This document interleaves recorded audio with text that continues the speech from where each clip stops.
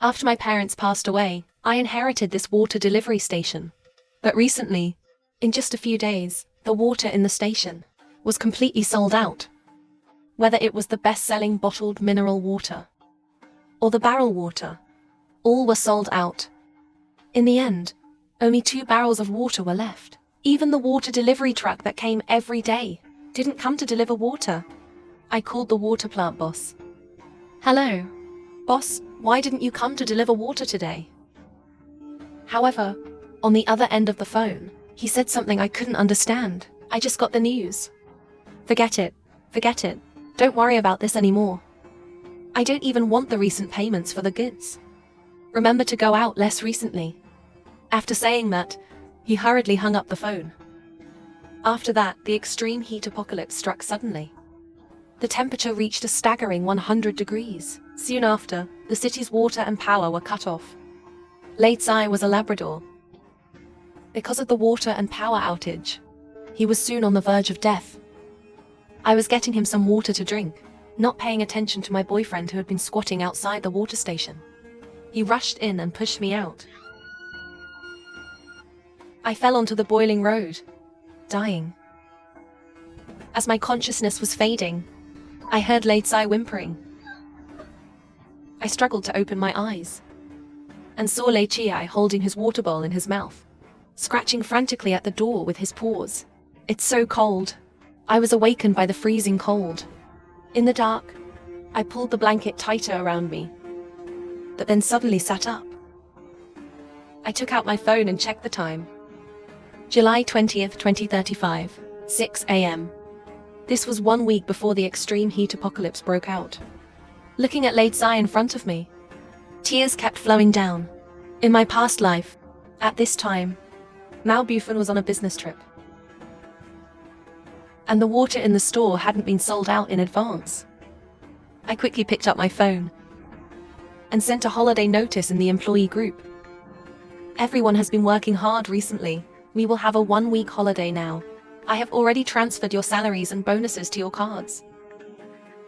After thinking for a moment, I sent a follow-up message. "The weather has been too hot lately. Try not to travel. Stock up on some food and drinks and get a good rest at home." I didn't dare say anything else. The painful experiences of my past life made it very hard for me to trust others again. In the apocalypse, I must protect myself first. Looking at Latsai lying obediently to the side, I took a deep breath and suppressed the resentment in my heart. The most important thing now is how to survive with Latsai and hide from that terrifying extreme heat. We can't stay on the ground level of the water station anymore. This place is located in a crowded area. After the extreme heat apocalypse arrives, it will soon become a target for looting. I have to take Latsai and hide in the basement below the water station. In my previous life, if the water station hadn't been so busy, I wouldn't have missed out on hoarding supplies. If Latsai hadn't gotten a heat stroke, I wouldn't have been ambushed by Mao Bufan. Mao Bufan thought I ate and lived at the water station because it was the only inheritance my parents left me. But what he didn't know was, what my parents truly left me was underneath the water station. I walked to the grassy area behind the water station and pushed aside the grass until I saw an abrupt square grid. After opening it, Latsai followed closely behind me. This was a huge underground space. The outermost layer was filled with thick soil. On the dirt slope diagonally above the tunnel, my father had installed solar panels and photovoltaic panels. Looking at the picture of our family of 3 on the wall, my tears welled up again. Through the blurred tears, the memory of my mother overlapped with the photo. She was smiling and saying to me, "Your dad's old habit is acting up again. He saw an earthquake on TV back then, and it terrified him so much that he insisted on tearing down the basement and rebuilding it. After that, he became obsessed, desperately adding things inside, saying that even if the sky falls, we must have a place to stay." I wiped the tears from my face and checked everything in the equipment room. Then I walked to the room and roughly estimated how much stuff it could store. Time was tight. I had to, before the extreme heat apocalypse arrived, stock this place up to the brim. I drove alone to the wholesale market. It was only 8 a.m., but the temperature was already ridiculously high. Pedestrians hurried on the road, as if their skin would melt if they stayed a moment longer. Parking the car in front of the wholesale market.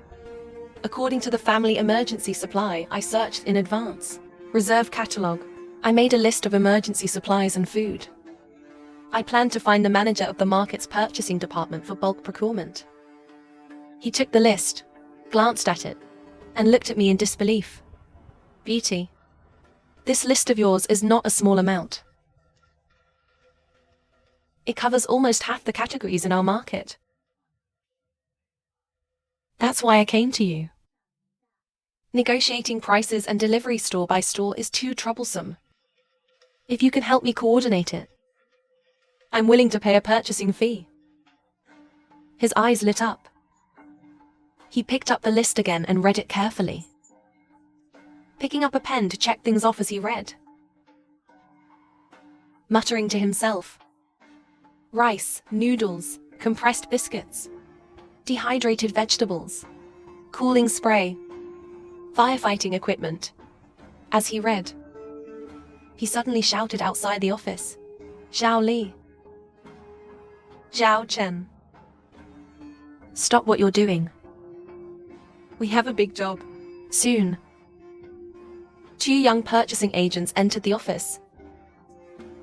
One was responsible for checking inventory, and the other was responsible for verifying the order. The total price was quickly calculated. Manager Wang handed over the bill and said I could pay half as a deposit first and pay the balance when the goods were delivered. I readily paid the money and gave the address. "Remember to call me in advance." Hoarding large amounts of goods would attract attention, so I used Mao Bufan's address. His home was very close to the water station. While he was away, all the supplies would be sent there first. After leaving the wholesale market, I drove to several pharmacies and bought all the medicines that might be needed. These were all essential life-saving items for the apocalypse. Getting into the car and waiting for the AC to start, I finished the ice water in my hand in one breath. I turned on the home camera and took a look. Late Sai was lying at the door, playing with a ball in boredom. I got out of the car and went to a nearby supermarket to buy some meat, then drove home. After returning home, I sat on the sofa. On my phone, there were countless missed calls and WeChat messages from Mao Bufan. "Baby, is the store very busy today? The weather is so hot recently. The sales in the store must be too good. Are we going to make a fortune? You can't even not have time for a meal, right? Are you ignoring me on purpose?" I sneered in my heart and put the phone face down on the table. In the middle of the night, while it was still relatively cool, from the warehouse, I dragged out the small trolley usually used for delivering barrel water. The safe house had two entrances. The entrance behind the water station was quite narrow, only big enough for me to squeeze down. If I really had to move things from there, I would have to send them down trip by trip, and probably wouldn't finish until dawn. The other entrance was hidden at the foot of a concealed hill near the water station. The drive to the foot of the hill was not far, only taking a few minutes. I parked the car in front of a transformer box and unloaded the supplies from the car box by box. I stacked them on the trolley and started walking down the ramp. After walking back and forth several times like this, I finally finished moving everything. Looking at the neatly stacked medicines and water on the shelves, I finally breathed a sigh of relief. Driving back to the water station, it was already 5 a.m. I went back to bed and lay down. Right before falling asleep, I suddenly remembered. Last time I went to Mao Bufan's house to eat hot pot, I had bought him a ton of ingredients that we didn't finish. I had to act before he came back from his business trip and empty out everything in his refrigerator.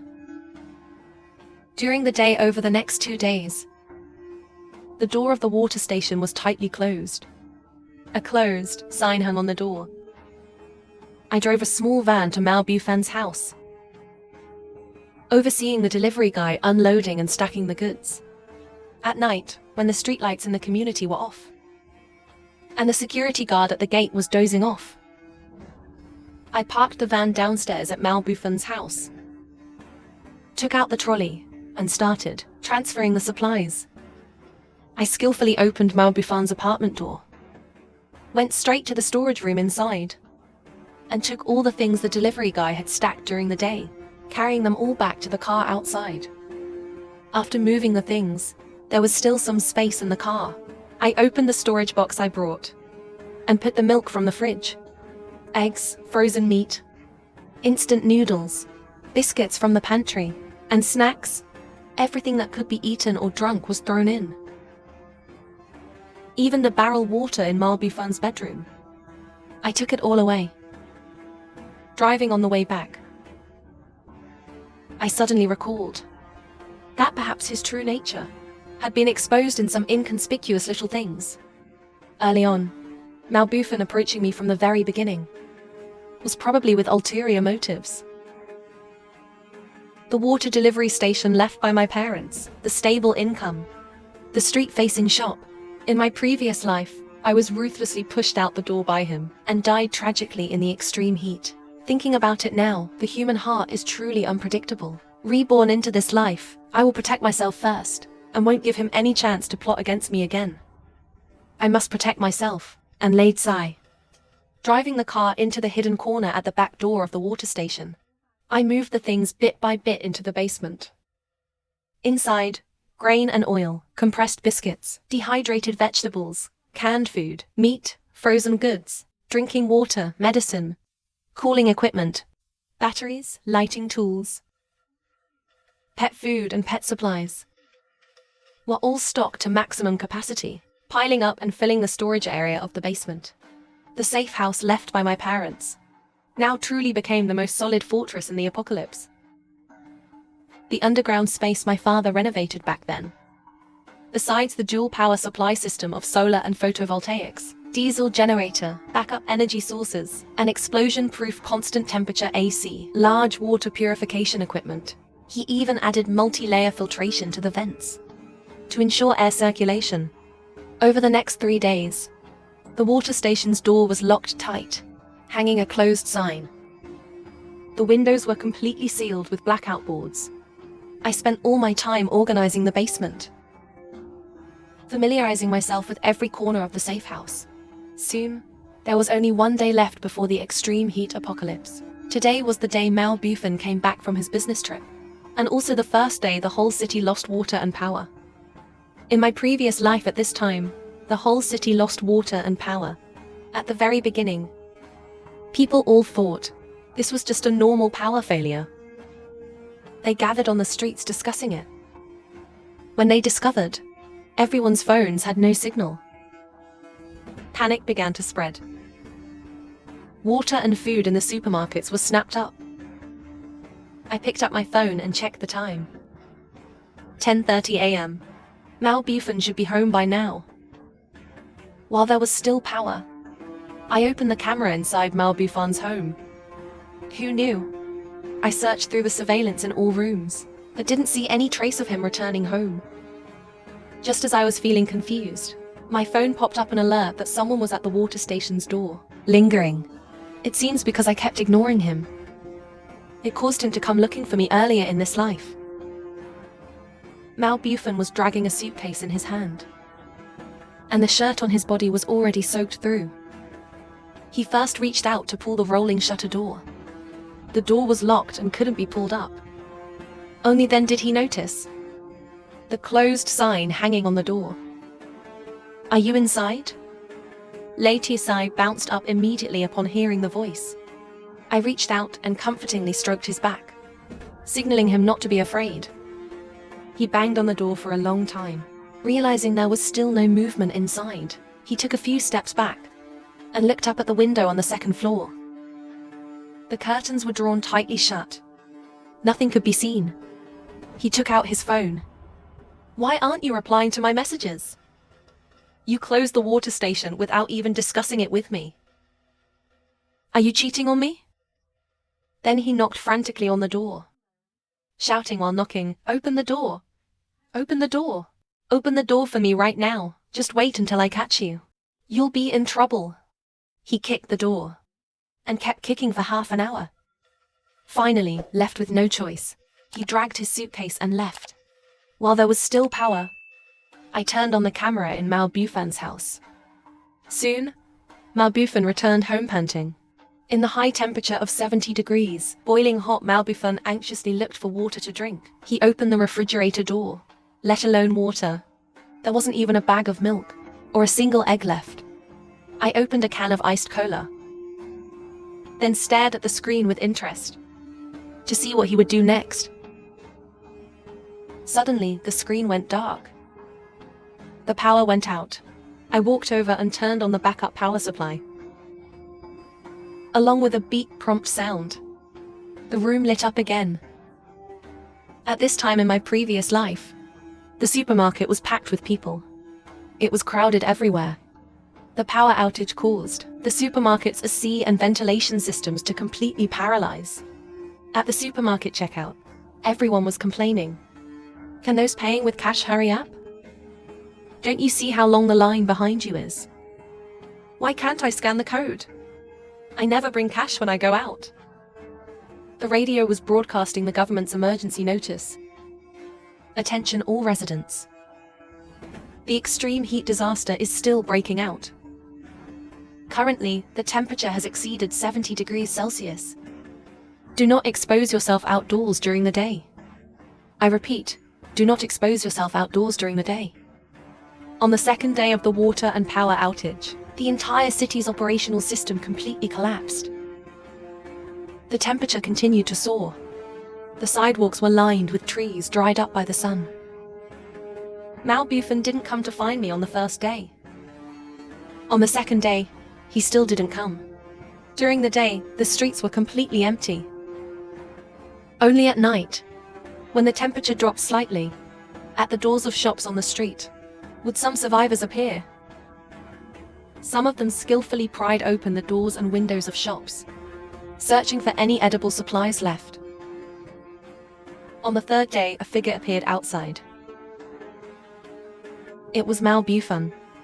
He first knocked on the door and said, "I beg you, open the door and give me some water to drink. I'm dying. I'm so thirsty." Mao Bufan's pounding on the door grew louder, yet also weaker and weaker. Suddenly he stopped and looked around. He noticed on the wall next to him, there were traces of an electric grid line. He thought it was just an old wire, and that if he climbed up, he could break the second floor window. So he climbed up. When he climbed halfway, he suddenly fell heavily to the ground, his body twitching uncontrollably. He struggled for a long time before barely getting up, and left without looking back. Afterwards, Lei-Te and I played games in my parents' safe house, watching TV, waiting together for the extreme heat to end. 3 months later, the temperature gradually dropped. The sky also gradually darkened. A long-awaited heavy rain was coming. Lei-Te rushed into the rain immediately, no longer having the anxiety and restlessness of the apocalypse. I took the extra water and food from the safe house, transferred them all to the water station, and properly organized them to leave for those who truly need them. As for Mao Bufan, long ago, amidst despair and remorse, he was roasted alive to death by the scorching sun.